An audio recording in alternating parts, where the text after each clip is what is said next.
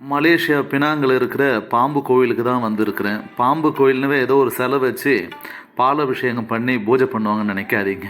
உண்மையிலே உயிரோடு இருக்கிற பாம்புகள் எங்கே ஒன்றா இங்கே இருக்கலாம்னு சொன்னாங்க. நானும் பார்த்து பார்த்து ஆராய்ஞ்சி வந்தால் இதை பாருங்கள், பச்சை பாம்பை அப்படியே விட்டுட்டு இருக்கிறாங்க.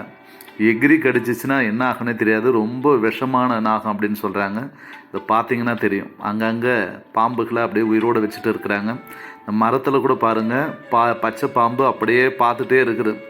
இருந்தாலும் ஒரு மனசில் தைரியத்தை வர வச்சுட்டு, நாகம்மா தாயே, கங்கம்மா தாயே அப்படின்னு சொல்லிட்டு அங்கே இருக்கிற கடவுளெல்லாம் வணங்கிட்டு, என்னடா இது அப்படின்னு யோசிச்சுட்டே இருந்தால் சுவாமி வந்து சொன்னார், தைரியமாக இருங்க, ஒன்றும் பிரச்சனை இல்லை, நம்ம பாம்பே கையில் பிடிச்சிட்டு இருக்க போகிறோன்னு. ஐயோ, என்னால் பாம்பெலாம் தொட முடியாது, எனக்கு பாம்புன்னா வந்து பிடிக்கும், ஆனால் அது வழுவழுப்பாக இருக்கிறதுனால எனக்கு கொஞ்சம் கூச்சம் அப்படின்னு சொல்லிட்டு துணியில் தான் பாருங்கள் கையில் வச்சுட்டு இருந்தேன்.